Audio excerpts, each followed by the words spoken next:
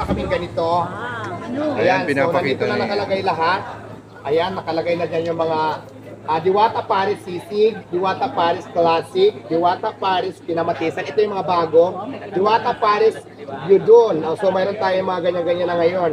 At syempre pa, mayroon din tayo Diwata Liempo, Diwata Breaded Liempo, at syempre mayroon tayong Diwata bago. Grilled Langgunisa, mayroon tayong Diwata Paris Buto-Buto, Diwata Paris Overload, at syempre Diwata Paris Seeking Joy.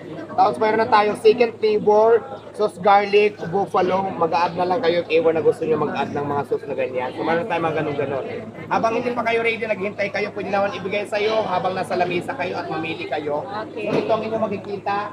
Ayan po. So marami tayong ganyan na pinagawa talaga namin. So, ito yung sinasabi ko guys na talaga namang in-upgrade ko po yung Quezon City brands natin para wala nang hanas yung mga bashers natin. Talagang